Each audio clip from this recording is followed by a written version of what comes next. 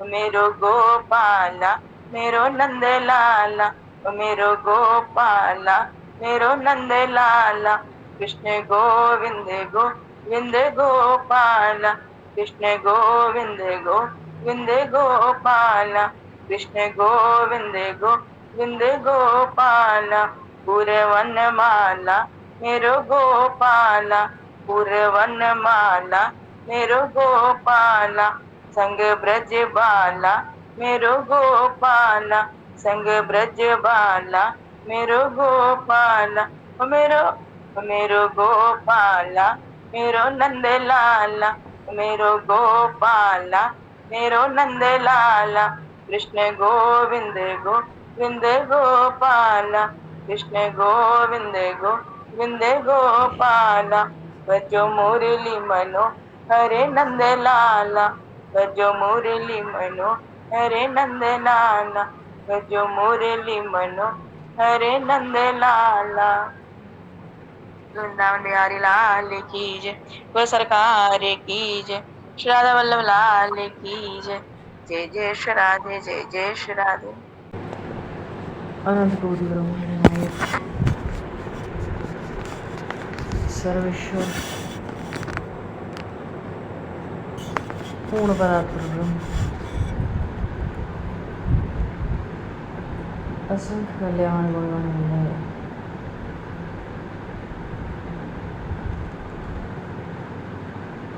भक्तवान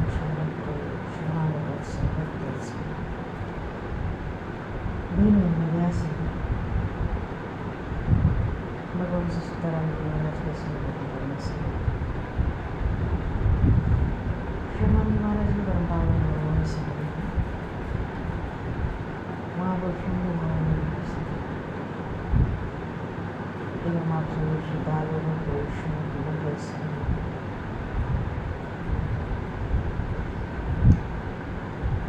मानव जीवन का सर्वोत्कृष्ट भगवत गुणगान भगवान श्री कृष्ण चैतन्य देव के लीला चरित्र के माध्यम से प्राप्त हो जाता है। सर्वप्रथम आप सभी भक्तजनों को भगवत भाव से सादर वंदन सादर नमन। आप सभी को यथायोग्य जय सिया राम, जय जय श्री राधे, हरि शरणम निताई गौर हरि बोल। बराह पीडम नटवर वपुः करणीयो कर्मकारम् विभ्रदवासर्तं च तपस्विनं वैजयन्तं च मालाम् रन्ध्रान् वेणोर्ध्वं सुधियाम् पूरयन् गोपवृन्दैः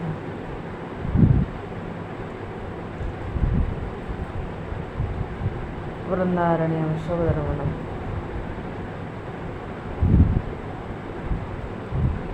प्राविशद्गीतिकीर्ति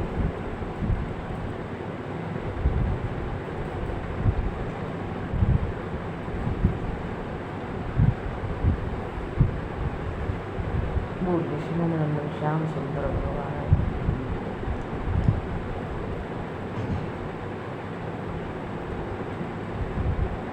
श्री चैतन्य महाप्रभु की जय। भगवान सर्वप्रथम तो आज नवरात्रि का अष्टम दिवस है, परम पावन परम मंगलमय नवरात्रि। श्वेते श्री समारूढ़ा श्वेतांबराधरा शुचि महागौरी शुभम प्रदात्म महागौरी शुभम प्रमाण महादेव प्रमोददा।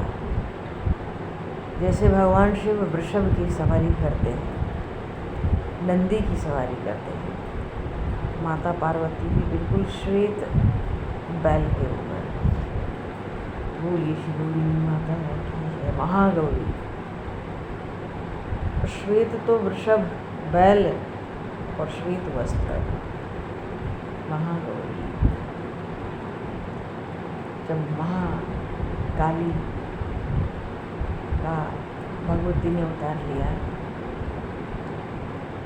भगवान शिव ने कभी ऐसी हंसी में आक्षेप कर दिया, काली कह के। तो माता महागौरी ने ब्रह्मा जी की बड़ी तपस्या करी, आराधना की। जगत पिता जब संतुष्ट हो गए तो उन्होंने कहा, संतुष्ट क्या हो, वो तो आए, दर्शन क्या देने आए। भगवती माता पार्वती को प्रणाम किया, उनको आभार भी व्यक्त किया कि उन्होंने जगत पिता ब्रह्मा जी के लिए तप किया। माता महागौरी ने कहा, महाकाली का अवतार लेने के बाद मेरा स्वरूप कैसा हुआ, अब मैं अपने पूर्व स्वरूप को प्राप्त करूँ। क्यों? गोस्वामी जी कहते हैं श्री रामचरितमानस में भगवान शिव माता पार्वती का जब विवाह हुआ, उस प्रसंग में गोस्वामी जी ने कहा एक जगह, सुंदरता मर्याद भवानी। माता पार्वती का सौंदर्य, हिमाचल की कन्या माता पार्वती, उनका सौंदर्य सौंदर्य की सीमा था, सौंदर्य की मर्यादा पर था, सुंदरता मर्याद भवानी। तो माता पार्वती ने ब्रह्मा जी से कहा कि मेरा पहले का स्वरूप मुझे प्राप्त हो जाए। तो ब्रह्मा जी ने हिमालय के किस, मतलब स्मरण नहीं हो रहा है, किस स्थान में, घाटी में कहा, आप वहाँ एक बार स्नान करके कैलाश चली जाएंगे। यथास्थान माता पार्वती ने वहाँ स्नान किया, प्रणाम किया और पूर्ववत स्वरूप प्राप्त किया और कैलाश की शोभा कर से भगवान के शिव के साथ कैलाश की शोभा आई। बोलिए श्री गौरी शंकर भगवान। इसलिए कितना गौर वर्ण हुआ और ऐसी शोभा हुई कि पूर्व से भी बढ़कर शोभा हो गई। तब महाकाली, महाकाल रात्रि के अवतार के बाद महागौरी का प्रागट्य कहते हैं। प्रागट्य नहीं, शक्ति का पूजन, उपासना के स्वरूप का पूजन, श्रद्धा भक्ति का प्रतीक, प्रेम स्नेह का प्रतीक है माता महागौरी। तो वृषभ भी श्वेत, वस्त्र भी श्वेत, और जितने दिव्य आभूषण हैं और जो वस्त्र हैं वो भी दिव्याति दिव्य, ऐसे सब कुछ श्वेत, अतिशय पावन पवित्र, स्मरण मात्र से पावन पवित्र करते हैं। ऐसी माता जो महागौरी है, वो सब जीवों को आनंद प्रदान करती है।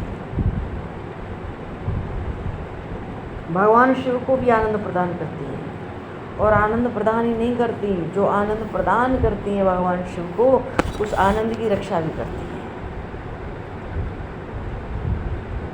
माँ महागौरी की कृपा से हम सबके भी जीवन में कल्याण मंगल का विस्तार हो गए, हम सब शुभता को प्राप्त हो।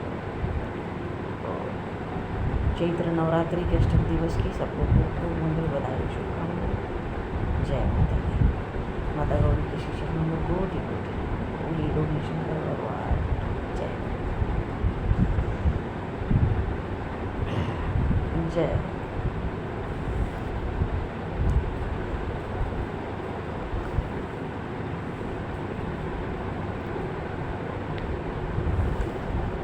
आज तो स्थान में बहुत बड़ा भंडारा भी होगा। महात्मा जी के श्री चरणों में कोटि कोटि चैत्र नवरात्रि का अष्टम तिथि, व्यस्तता भी होगी सबकी वहाँ। बोली श्री भक्तवत्सल भगवान की जय। और कल श्री रामनवमी का महान पर्व है, माता सिद्धिदात्री का दिवस भी है।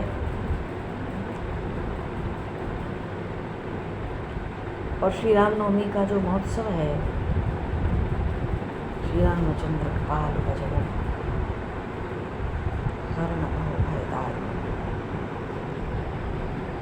नवकंज लोचन अष्टदल कमल हैं भगवान के श्री अंग में। 2 हस्त कमल, 2 चरण कमल, 1 मुख कमल, 1 नाभि कमल, 2 नेत्र कमल, 27 मार्च को चैत्र शुक्ल नवमी, और भगवान राम का जब प्राकट्य हुआ तो अभिजित मुहूर्त में, तो दिन में 12:27 पर वो मुहूर्त है। और जब भगवान राम प्रकट भये षष्ठी में तो पुनर्वसु नक्षत्र था। कल सुबह 9:30 के बाद लगभग 3:30 बजे तक पुनर्वसु नक्षत्र भी है। भगवान श्री राम चंद्रमा कर्क राशि में थे, कर्क लग्न में प्रकट हुए, और कल चंद्रमा कर्क राशि में है। ऐसा दुर्लभ संयोग है, इतना दुर्लभ संयोग है, इसलिए कल के व्रत की उपासना की, नाम ध्यान धारणा, नाम जप कीर्तन कथा सत्संग सबकी अपार अपार महिमा है। करोड़ों करोड़ों सूर्य ग्रहण से बढ़कर वैसे भी रामनवमी, श्री कृष्ण जन्माष्टमी, इन उत्सवों का महत्व होता है।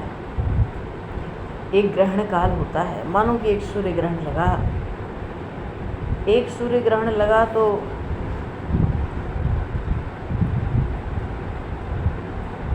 कहते ना, जो मनुष्य रामनवमी के दिन अपनी सामर्थ्य के अनुसार कुछ भी दान करे, कीर्तन करना भी भगवान के नाम का दान है, कथा कीर्तन सत्संग ये सब दान है, और जो भी दान का स्वरूप है वैसे भी दान करें। परिश्रम का भी दान होता है, कहीं गौशाला में सेवा कराए जाके, वो श्रम का दान है। केवल अन्न का, वस्त्र का दान ही, धन का दान ही दान नहीं होता। भावना वैसी रहे तो सब दान है। तो जो मनुष्य रामनवमी के दिन सामर्थ्य के अनुसार कुछ भी दान करता है, उसको वो सब महादान के समान फल देता है। अक्षय होता है, अक्षय। कुरुक्षेत्र में सूर्य ग्रहण के समय बार बार महादान करने से जो फल होता है, वही फल मनुष्य को श्री रामनवमी का व्रत करने से प्राप्त हो जाता है। बड़ी महिमा है श्री रामनवमी के महान व्रत की। एक ग्रहण काल आता है तो ग्रहण, मानो कि सूर्य ग्रहण लगा है, तो एक ग्रहण काल में जो जल होता है, सामान्य जल, वो गंगा जल हो जाता है। और एक ब्राह्मण, उसकी समता हो जाती है नारायण भगवान वेदव्यास से। ग्रहण काल के भीतर की बात, चाहे आधे घंटे का ग्रहण हो, 10 मिनट का, 2 घंटे का, ग्रहण काल के बीच की बात है। तो ब्राह्मण तो वेदव्यास भगवान के तुल्य हो जाते हैं ग्रहण काल में।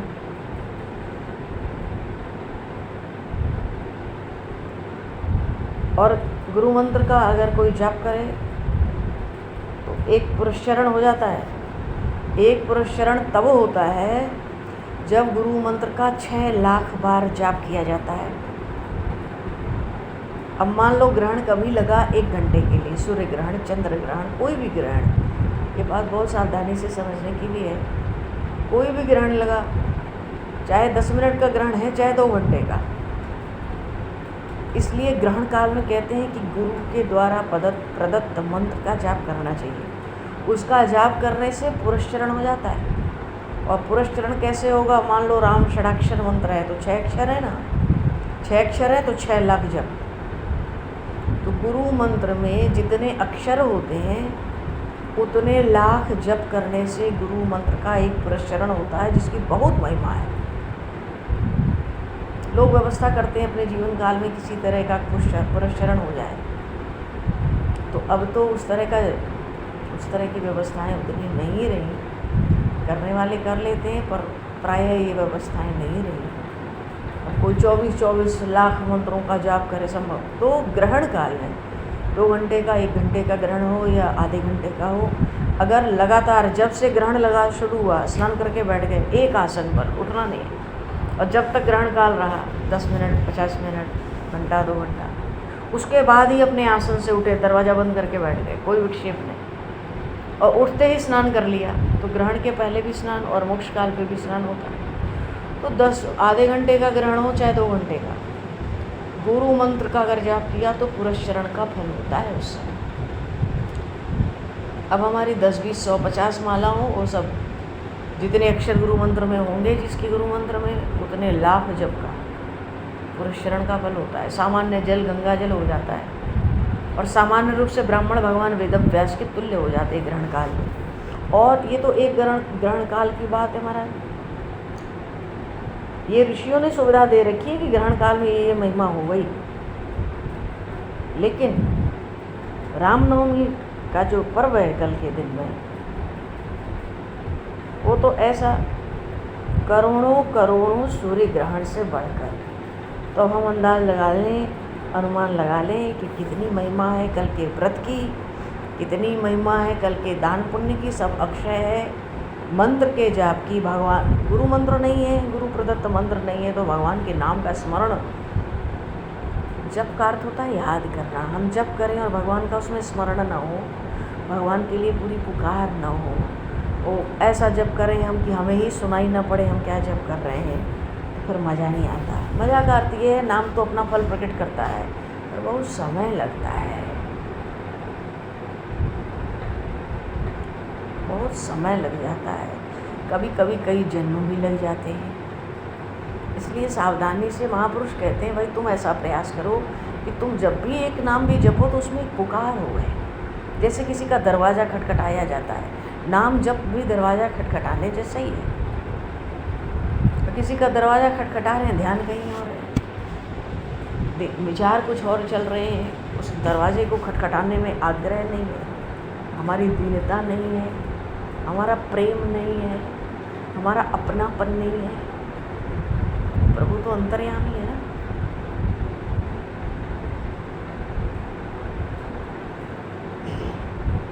और श्री जी तो ऐसे ही महाराज,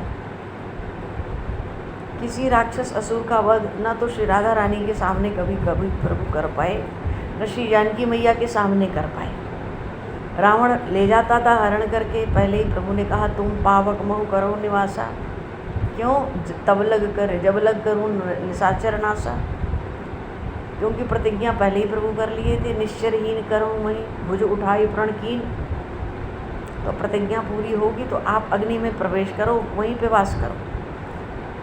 क्यों करेंगे? श्री जानकी मैया ने पूछा था, जब तक राक्षसों का अंत हो जाएगा फिर आप यहीं से आ जाना, अभी आप छाया के रूप में विराजो। तो श्री जानकी मैया ने कहा, श्री किशोरी जी ने, मेरी छाया के सन्मुख भी आप एक भी राक्षस का वध नहीं कर सकते। क्यों? सब मेरी संतान है, सब मेरे पुत्र हैं, मैं जगत जननी हूँ। ये कहाँ संभव है कि किसी भी पुत्र की हत्या उसकी माँ के सन्मुख हो जाए? अरे ये संभव नहीं है। जगत की सामान्य माताओं के सन्मुख उनकी संतानों का अनिष्ट नहीं होता। फिर तो मेरे पास असीम वात्सल्य है, असीम वात्सल्य की समुद्र श्री किशोरी जी। घर दूषण तृष्णा का वध करना था, तो भगवान ने किशोरी जी को हटाया, लक्ष्मण जी से कहा गुफा में जाओ इनको लेके। इसलिए ही नहीं केवल कि देख के भयभीत हो जाएंगी, डर जाएंगी, नहीं, राम जी जानते हैं इनके सन्मुख किसी का वध ही नहीं होगा, ये हमको धनुष बाण लेने ही नहीं देंगी। भगवान राम 14 वर्ष वनवास के लिए जा रहे थे, तो जाते समय जब धनुष बाण उठाया तो कौन सा उठाया? वनवास हुआ तो अवध का धनुष बाण रख दिया। जनकपुर से महाराज जनक ने विवाह के समय 2 धनुष बाण दिए थे, अक्षय तृण थे और धनुष थे। भगवान राम ने लक्ष्मण जी से कहा, लक्ष्मण आज वही धनुष उठाओ, वो अयोध्या की संपत्ति नहीं है, आज उसी दोनों धनुष को लेके हम दोनों भाई वन में चलेंगे। और अक्षय तृण था, बस 5 बाण रहते थे, कभी समाप्त नहीं होते थे। तो चलने लगे तो श्री जानकी जी ने धीरे से कहा, श्री किशोरी जी ने, कि प्रभु वनवास में जा रहे हो, तपस्वियों की तरह जीवन जीना है, आज्ञा हुई है विशेष ऋषि मुनियों की तरह आहार करना है, विहार करना है, निवास करना है। तो ये धनुष बाण क्यों ले जा रहे हो?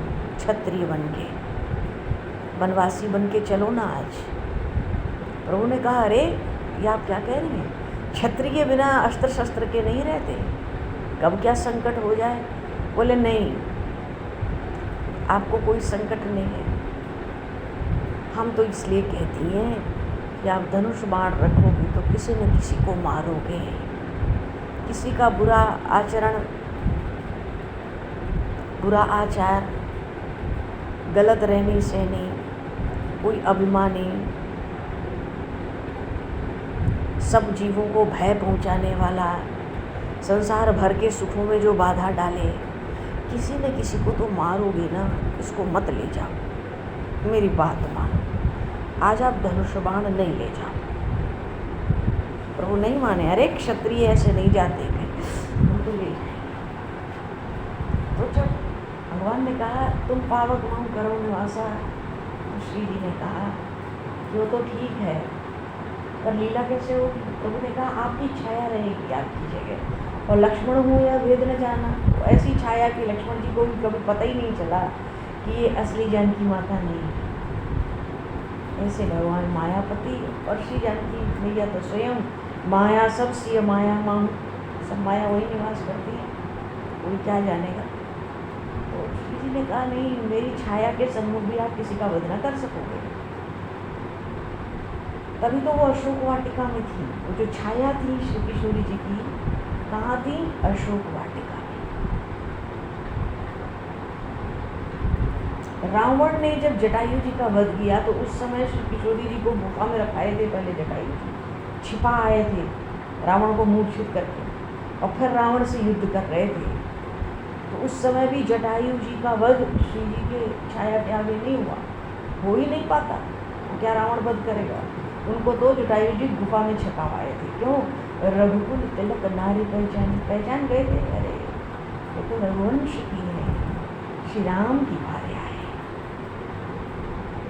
और जब राम रावण युद्ध हुए, इतना भारी युद्ध हुआ सृष्टि में 72 दिन, तो श्री जानकी मैया की छाया कहाँ थी? अशोक वाटिका, एकदम पिछवाड़े।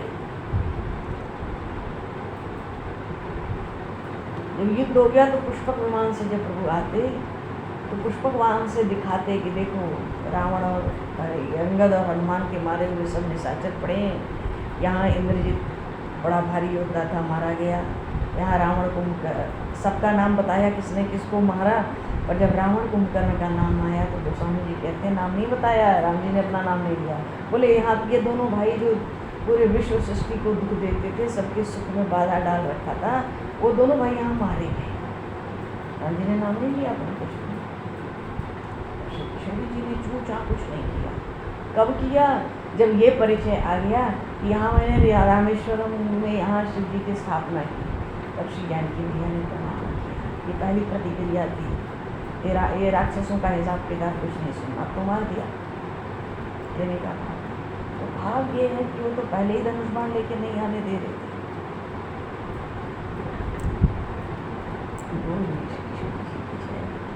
उनकी जो कृपा करना है तो कल्पना से परे है, हमारे मन में दीवानी में आई नहीं सकती वो कृपा करना।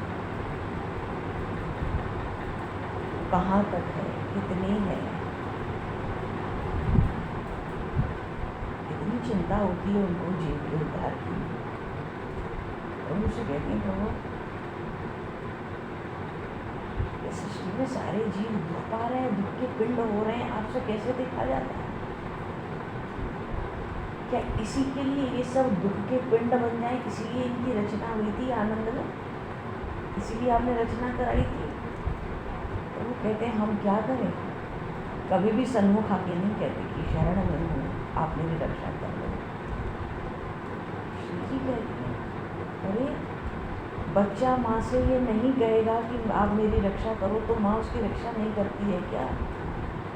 आपने इतने बड़े बड़े गुण धारण कर रखे हैं, कितना जीव आप कहते हो पतित हो गया, कितना अधर्म हो गया, कितने पापी हो रहे हैं, क्या हो रहे हैं? आप तक उत्तावन अधर्म उदाहरण हो, आप नाशक हो, सबको दुख और आनंद देने वाले हो। आपकी अगर आप उद्धार नहीं करोगे, खोज खोज के पकड़ पकड़ के नहीं लाओगे, तो आपके गुण किस काम के? हमको तो फिर व्यर्थ मालूम पड़ते हैं। इन गुणों को क्यों धारण कर रखा है आपने? ये तो गुण वैसे हो गए जैसे बहुत भयंकर जंगल हो और वहाँ बड़े सुगंधित कोमल कोमल पुष्प खिले, पर किस काम के? वहाँ जाके तो कोई सेवा पूजा के लिए लाएगा नहीं। वो तो उगे चाहे कितने भी सुगंधित हों, कोमल हो, जंगल में फूल उगते हैं और झड़ जाते हैं, तो व्यर्थ हो जाते हैं। प्रभु अगर इन जीवों पर आप दया नहीं करोगे तो आपके इन गुणों को धारण करना फिर तो व्यर्थ है। तो वो व्याकुल हो गए। श्री जी से कहते हैं क्या करें फिर? सबसे पहले आचार्य तत्व को श्री जी स्वीकार कर दिया, इसलिए जीव का कल्याण हुआ। सबसे प्राचीन संप्रदाय श्री संप्रदाय है। घूम फिर के सब वहीं से परंपरा चली है। श्री हरिवंश महाप्रभु के श्री राधा वल्लभ संप्रदाय में श्री संप्रदाय है, आरंभ ही हुई है दीक्षा वहाँ से, उपदेश वहीं से, मार्गदर्शन वहीं से। तो सबसे पहले तो वो आचार्य पद को स्वीकार करती हैं कि आप उपदेश देंगे, ज्ञान देंगे, आचार्यों के, गुरुजनों के, शास्त्रों के माध्यम से समझाएंगे, समझ के रास्ते पर आ जावे, और नहीं आया तो उतना लाभ नहीं हुआ। प्रभु बोले देखा ना, मैंने कहा था ना, इन जीवों को रास्ते पर लाना आसान नहीं है। किशोरी जी बहुत से कहती है कि आप अवतार हो, तो इतनी मधुर मधुर सुंदर सुंदर लीलाएं करो कि ये जीव जो उपदेश सुनने में जिनका मन नहीं लगता, ध्यान करने, नाम लेने में जिनका मन नहीं लगता, जो अपने मन को घर परिवार संसार से निकाल नहीं पाते, तो आप इन लोगों को ऐसी सुंदर सुंदर लीलाएं करके दिखाओ, ऐसे सुंदर सुंदर आदर्श चरित्र करो कि इनको अपने जीवन में जीना भी आ जाए, एक आदर्श मिल जाए, और आपकी उन मधुर मधुर लीलाओं को गा गा के सुन के जीव सहज भव सिंधु से पार हो जाएंगे। आप अवतार लेके लीलाएं करोगे, जीव का आकर्षण सहज हो जाएगा आपके नाम में, आपके रूप में, आपके गुणों में। फिर वही तो चाहिए, उसका आकर्षण हो जाए, उसका मन हमारी ओर खींच जाए। प्रभु ने शिव जी की ओर देखा, मानो पूछ रहे हैं आप भी उस अवतार में चलेंगे, जीवों के कल्याण के लिए जो अवतार हो। अरे ये दैत्यों को मारने के लिए थोड़ी अवतार होते, कल श्री राम नवमी है, प्रभु ने अवतार लिया। शिव जी कहती हाँ हाँ हम भी चलेंगे, और चाहे वो श्री कृष्ण अवतार हो प्रभु का या श्री रामा अवतार हो, हम देखें कि जीवों के उद्धार के लिए किशोर जी ने कितना दुख उठाया, कितना संघर्ष, कितना दुख उठाया इस मृत्यु लोक में आके। दुख के पिंड बने हुए अपने संतानों को आनंद सुख रस से भरने के लिए भगवान ने, प्रभु ने, श्री किशोर जी ने कितना दुख उठाया। श्री किशोर जी ने तो हद दुख उठाया। भाव है कि हाँ प्रसंग था, कहाँ कहाँ कितनी कथा हो जाए। प्रसंग है कि कल श्री राम नवमी है, और राम नवमी करोड़ों सूर्य ग्रहण से बढ़कर है। भगवान ने राक्षसों का वध करने के लिए अवतार लिया, और सो बात नहीं है, मात्र के कल्याण के लिए। जिस यश को गागा के जीव जगत सहज ही भवसिंधु से पार हो जाता है।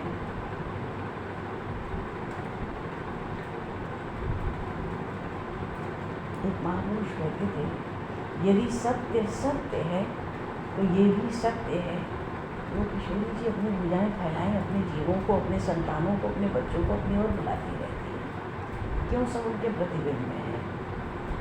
मानो अब और दुख सहन मत करो, अब आकर मुझसे मिल जाओ।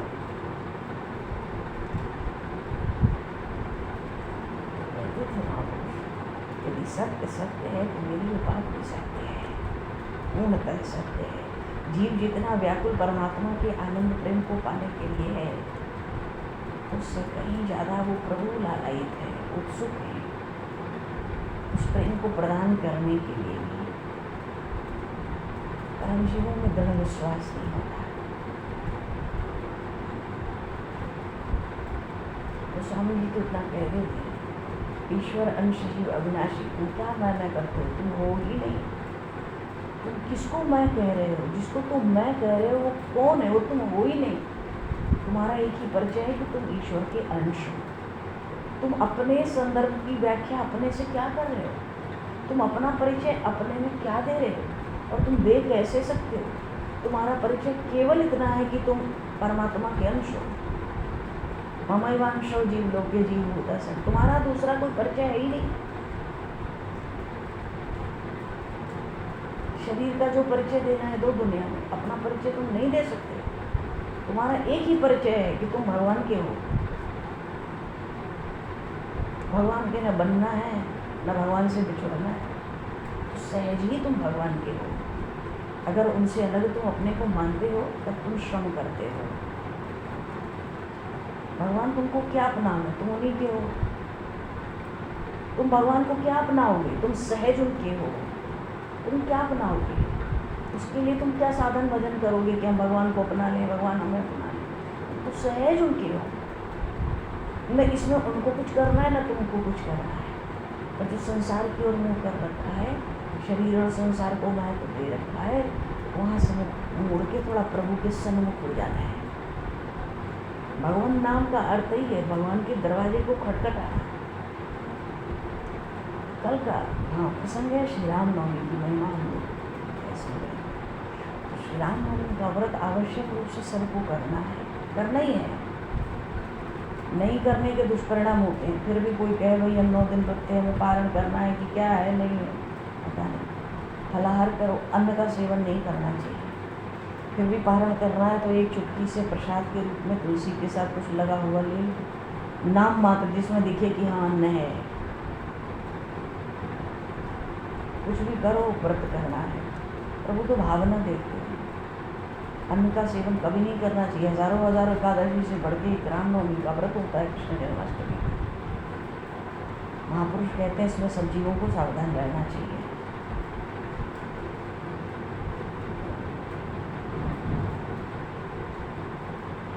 भगवान का प्रागट्य इस सृष्टि में इतना विलक्षण होता है।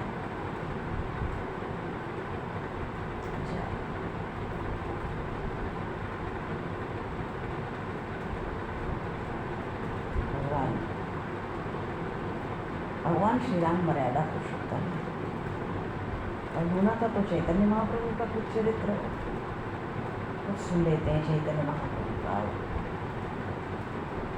तरीके से तो हम लोग को पूरी नवरात्रि में रामचरित्र करना चाहिए था।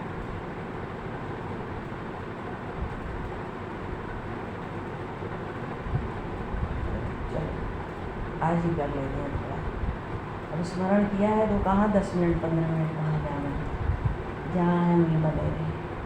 क्योंकि प्रभु के बिना, राम के बिना आराम भी तो नहीं है जीवन में। जिन महापुरुषों को शांति मिली जीवन में, उनको प्रभु के दर्शन हुए तो शांति मिली। उन्होंने अनन्य भाव से प्रभु की सेवा की तो शांति मिली। तो प्रभु मनुष्य शरीर पाकर जो जीव भगवान के दर्शन के लिए प्रयत्न भी न करे, वो तो अपनी ही हिंसा करता है, अपनी ही हत्या करता है। महर्षि वाल्मीकि कहते अपने शब्दों में, वो आत्महत्यारा है।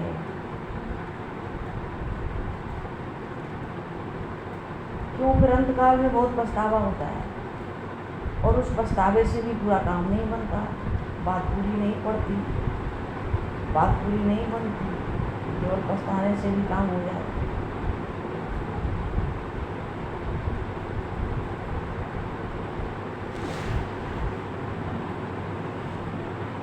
प्रभु भी चाहते हैं, क्यों? भगवान की सेवा के बिना जीवन सफल होता ही नहीं।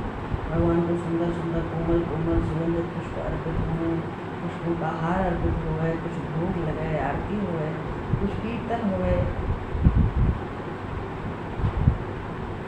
ठीक है, सेवा है, पर उत्तम सेवा ये है कि जीवन में ऐसा हो, मर्यादा का पालन करते हुए। क्योंकि भगवान श्री राम के जो चरित्र है ना, वो अनुकरण करने के लिए महापुरुषों ने कहा कि वैसा करो, नकल करो। और भगवान श्री कृष्ण के चरित्र ऐसे नहीं कि वो करो, किए कि गए। क्योंकि भगवान श्री राम धर्म की मूर्ति है। रामो विग्रहवान धर्मो, वो धर्म की मूर्ति है। तो भगवान श्री कृष्ण का भक्त हुआ या राम जी, राम जी की सेवा सबको करनी पड़ती है। मानो उनकी मर्यादा का पालन अपने जीवन में सबको करना पड़ता है। कोई शंकर भगवान की सेवा करे, भगवान रामकृष्ण की ना करे, तो भक्ति सफल नहीं होती।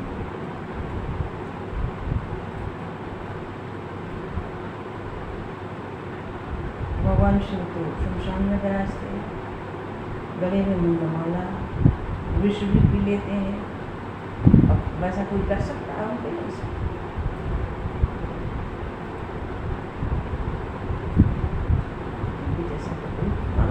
शिव के चरित्र का कोई अनुसरण करना चाहे कि हम भी ऐसा करें तो नहीं कर सकता। और भगवान श्री राम की एक लीला ऐसी है अनुकरण करने की। क्यों प्रभु में समस्त सद्गुण एक साथ एकत्र हैं, सब सद्गुण के भंडार। उनकी मातृपुत्री भक्ति हो, भातृ प्रेम हो, उनका सदाचार हो, उनकी सरलता, उनका धैर्य, उनका गांधीर्य, उनका एक पत्नी व्रत, उनकी असीम उदारता, शांति के गुण एक साथ इकट्ठे कहीं नहीं मिलेंगे। महर्षि वाल्मीकि ने अपने रामायण में राम जी का वर्णन किया। कहने लगे तो सोचे राम जी की उपमा किससे दे, खोजने पे ना कोई देवता मिला, ना कोई ऋषि मिला, ना कोई और मिला, थक गए। कहते अब राम जी की उपमा किससे दूँ, राम जी तो श्री राम जी तो बस राम जी जैसे ही है, निर्गुण निरुपमा आन राम समान राम निगम है। वेद भी कहते हैं राम जी की कोई उपमा नहीं है, राम जी के समान केवल राम जी ही है।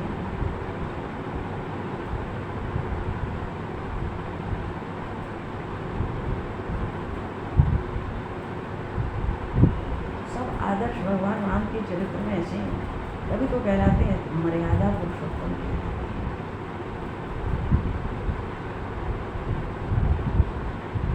जो शास्त्र किसको कहते हैं, जो हमारा कल्याण चाहते हैं, कल्याण के माध्यम से जो हम पर शासन करते हैं उनको शास्त्र कहते हैं।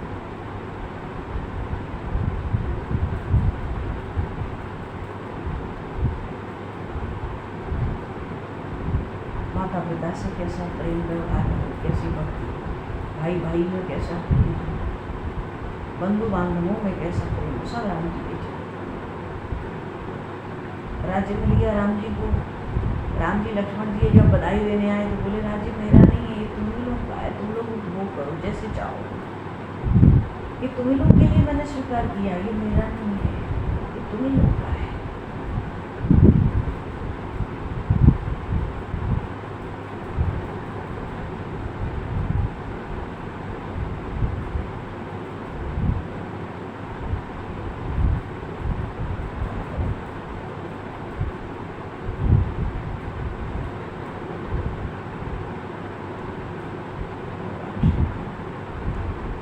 सब कुछ अलौकिक है, अवतार काल में लौकिक दृष्टि से भी सब कुछ अलौकिक है।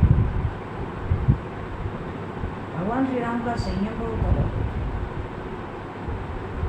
ऐसा इंद्रिय संयम, जिसको जहाँ जितने अंश में संयम है उसको सुख तो बनता ही है।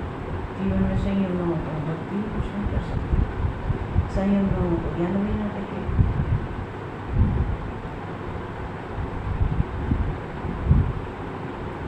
संयम है, किसी स्वप्न पर भी किसी स्त्री पर दृष्टि नहीं गई तो मातृभाव से गई। ऐसा जिसका व्यवहार हो भगवान को बड़ा प्यारा लगता है।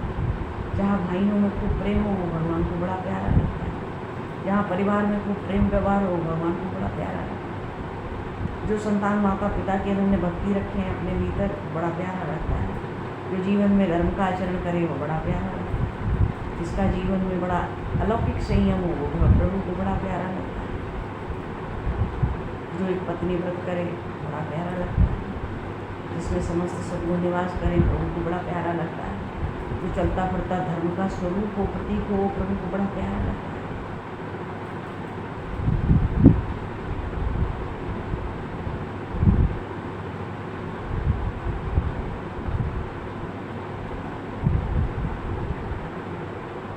श्री कृष्ण के लीला चरित्र थोड़े अलग है। राम जी सरल है और कोई भगवान श्री कृष्ण तो अति सरल है राम जी। तो भगवान श्री कृष्ण सरल तो हैं पर ऐसे सरल हैं कि सज्जन के साथ सरल और दुर्जन के साथ सरल नहीं है। भगवान राम सज्जन दुर्जन सबके साथ सरल है। सुदामा जी आए, द्वारिकाधीश दौड़ पड़े, आलिंगन किया, सिंहासन पर बिठाया, चरण पखाड़े, उनकी पूजा करी। सुदामा ब्राह्मण बहुत प्रिय है, सच्चे ब्राह्मण हैं सुदामा। सुदामा बड़े सरल थे। तो महाभारत में वर्णन आया ना द्रोणाचार्य को मारने के लिए, भगवान श्री कृष्ण भी कुछ कपट करते हैं। सुदामा भी ब्राह्मण है, द्रोणाचार्य भी ब्राह्मण है। द्रोणाचार्य कोई साधारण ब्राह्मण नहीं है। उन्हें चारों वेद 6 शास्त्रों का ज्ञान है, परिपूर्ण ज्ञान। ब्रह्म तेज से तेजस्वी है, तो श्री कृष्ण को प्रिय नहीं लगते। जो बहुत पढ़े लिखे हैं द्रोणाचार्य जी, पर धर्म को छोड़ते हैं ना। बहुत पढ़ा लिखा व्यक्ति भी धर्म छोड़ दे तो प्रभु को अच्छा नहीं लगता, तो उसको सजा देते हैं। क्योंकि भगवान श्री कृष्ण ने भी बताया, बड़ा वो है जो धर्म की मर्यादा में रहता है। इतना बड़ा समुद्र है, मर्यादा में है। सूर्य चंद्रमा भी तो परमात्मा की मर्यादा में है। थोड़ा सा धनमान मिल गया हमें, हम धर्म की मर्यादा तोड़ देते हैं, स्वेच्छाचारी हो जाते हैं। द्रोणाचार्य महान वीर भी तो हैं, ज्ञानी भी हैं, पर धर्म छोड़ाना तो अच्छा नहीं। क्योंकि युद्ध करना ब्राह्मण का धर्म नहीं है। तुम कहाँ का युद्ध करने चले आए हो? ब्राह्मण किसी स्थिति में युद्ध नहीं करता। कहीं करना भी पड़े तो धर्म की रक्षा के लिए युद्ध करता है वो, अधर्म के विनाश के लिए युद्ध करेगा ना। अब द्रोणाचार्य जानते हैं दुर्योधन दुष्ट है, फिर भी अधर्म के पक्ष में रह के युद्ध करते हैं। द्रोणाचार्य जानबूझकर पाप करते हैं। इसलिए ब्राह्मण, गरीब ब्राह्मण सुदामा के चरणों की पूजा करने वाले वो कृष्ण भी द्रोणाचार्य से कपट करते हैं।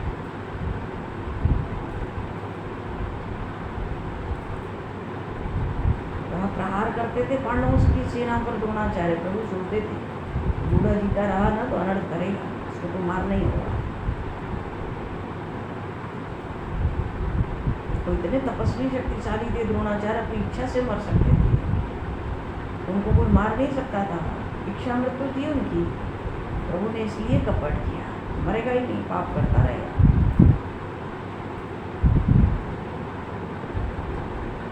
तो ऐसे भी शास्त्रों की मर्यादा जीव के लिए, ईश्वर के लिए थोड़ा ही है।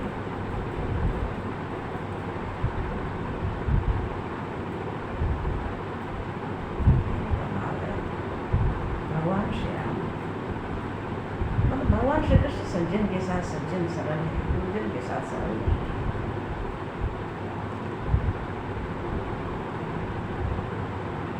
उनका अवतार अलग है।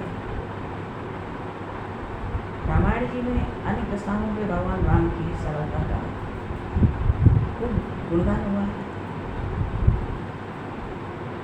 प्रभु तर तर कपिडार पर देखिए आप समान, तुलसी अनून राम सुसाए सुंदर।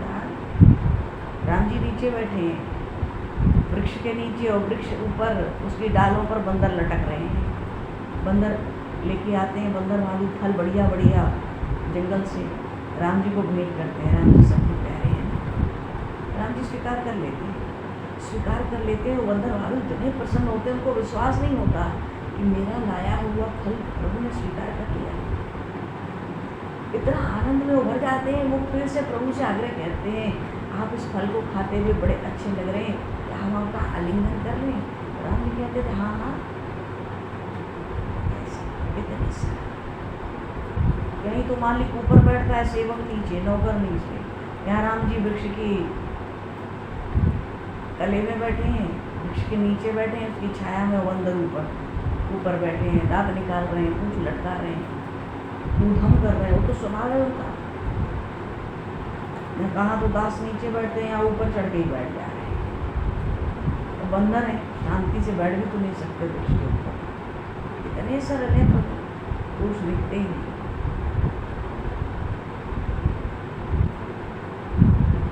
पुरुष दिखते ही नहीं।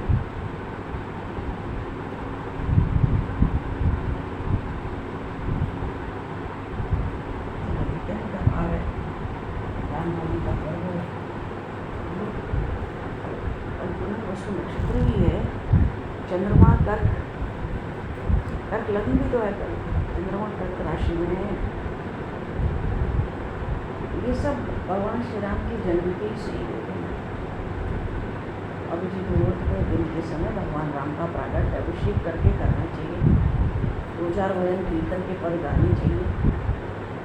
भगवान का प्राकट्य फूलमाला, दूध दही, अभिषेक करा के पंचामृत जो भी संभव हो, कुछ नहीं तो गंगा जल से स्नान करा के अभिषेक करा के सुंदर चंदन तिलक से जाकर फूलमाला सुगंधित अर्पित करके धूप दीप करके भोग अर्पित करना चाहिए। और जो भी कर्म फल होता है वो अक्षय होता है और करोड़ों सूर्य ग्रहण से बढ़कर होता है।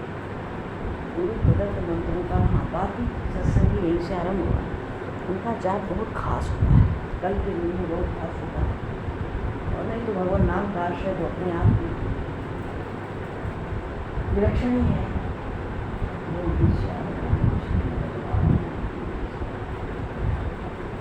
श्री चैतन्य महाप्रभु की जय। नंदनंदन श्याम सुंदर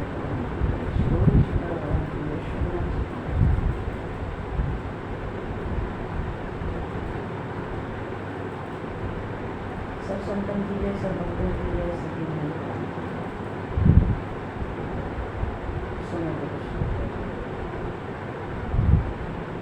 अब आज यहीं पर वाणी को विराम।